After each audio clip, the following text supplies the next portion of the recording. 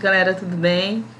Aqui quem está falando é a professora Mônica Lopes e hoje nós iremos falar, trabalhar com o tema, genética. Essa semana toda a gente vai falar sobre genética, as bases da hereditariedade, como que elas atuam, os seus genes. Então, quando a gente fala de genética, a gente está falando da ciência, em evolução. Por exemplo, quando vocês abrem os jornais, assistem a televisão, os noticiários, a TV, para perceber que a genética, gente, antes elas eram restritas apenas assim a centro de pesquisas, Hoje ela já está assim em discussões, no nosso cotidiano, através do quê? A moderna, da bacteriologia, que trabalha na biotecnologia, essa ciência que trabalha com materiais transgênicos, Então, a genética, quando ela iniciou o seu estudo, foi em 1869, por um bioquímico. O nome desse bioquímico era Friedrich, e Mathes. Eles descobriram que uma substância, que posteriormente seria identificada através do DNA da célula. Então, desde 1940, a genética ela assumiu um papel central, através da biologia e a linha, diversas linhas do tempo, que a gente vê que sofreu assim algumas codificações. Então, por exemplo,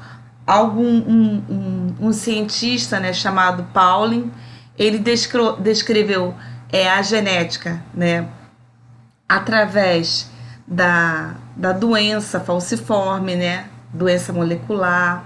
O Watson, ele descreveram, através da estrutura da molécula do DNA, que são assim descobertas, através da endonucleases, de restrição, que abriu outras portas, para a transgenia, Outros cientistas já descobriram, através de informações hereditárias, Outros cientistas, por exemplo, demonstraram através da molécula do DNA, eles fizeram clones, que a gente já ouviu falar em clones que foram feitas, então, que foram codificadas também, A decifração de código de genes, a molécula, através da DNA recombinante.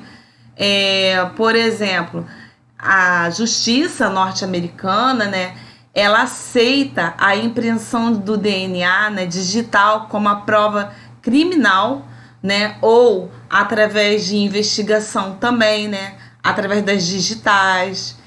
As primeiras plantações transgênicas que a gente falou aqui, os tomates transgênicos, Houve, uma bezerra, que foi o primeiro animal que foi clonado no Brasil, que foi o lançamento aí através do projeto do genoma do câncer, que foi coordenado por alguns cientistas.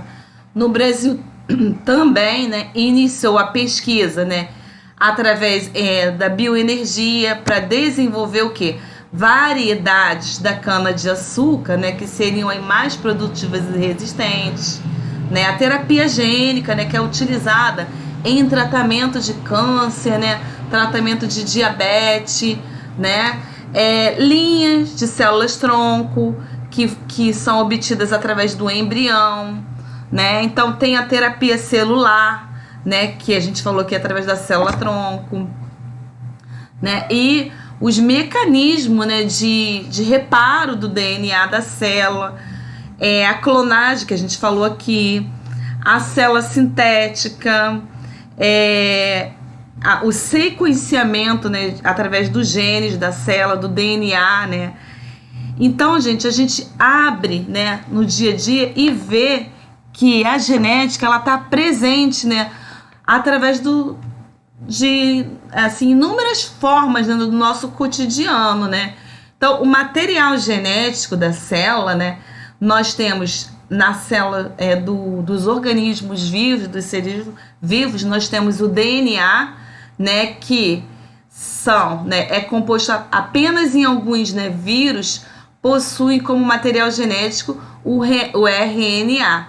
O DNA é o portador da informação, né, de um ser vivo, né? Por exemplo, o DNA, né, e as proteínas, né, aí eles foram descobertas, né, por um cientista, né, e essa sigla DNA, né, é um material que contém o quê? A informação genética da pessoa, né? O DNA, ele contém todas as informações genéticas através de uma proteína.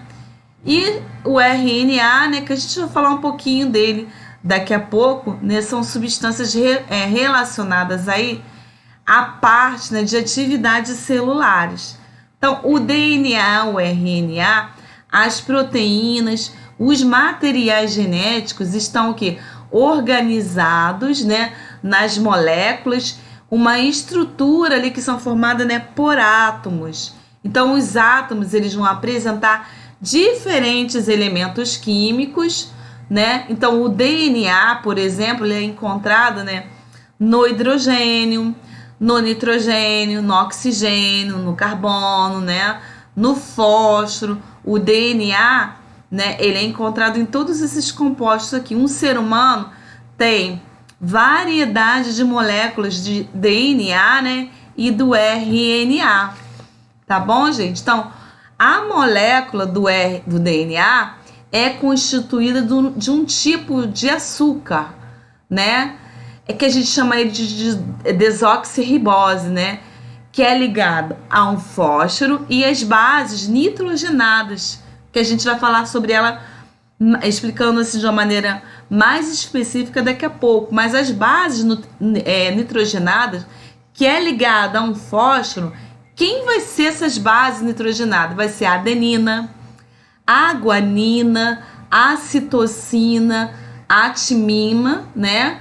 E aí vão ser ligadas, né, através de arranjos da moléculas de DNA, que é como se fosse um formato de um caracol, né? Então, nesse caracol vai ter duas fitas, que a gente chama ela de dupla hélice, né?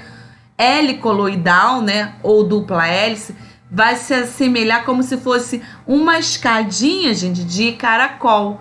Então, as duas cadeias aí, o que vai acontecer? As duas cadeias são mantidas por ligações químicas, que vai estar ligada, né, às bases nitrogenadas. A base nitrogenada, adenina, vai se ligar à timina, tá? Enquanto a base da citosina, né, vai se ligar à guanina.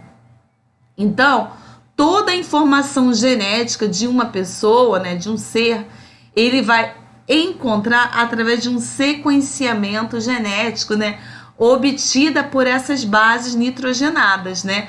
A sequência, gente, dessas bases nitrogenadas, elas vão atuar, né, formando, né, o genoma. Então, todas as células de um indivíduo apresentam um tipo de genoma. Os indivíduos de uma mesma espécie, uma pequena variação de um grupo, né? Então, a molécula de DNA, né, vai ter milhares, né? Vai servir de quê? De um molde, né, de codificação de uma molécula do RNA, né, para o quê? Produzir uma proteína. O RNA, né, foi outra sigla, né, que foi obtida aí, uma sigla em inglês, né, ribonucleico, né, ácido ribonucleico, é uma molécula composta de uma cadeia formada por um açúcar, só que vai ser por ribose, por bases, e podem ser adenina, guanina, citosina e uracila, tá? Então, as moléculas de RNA podem conter informações de proteínas, né, relacionadas à estrutura de um funcionamento também de um ser vivo. Tá bom, gente? Então, por hoje nós ficamos por aqui, né? Até o nosso próximo encontro.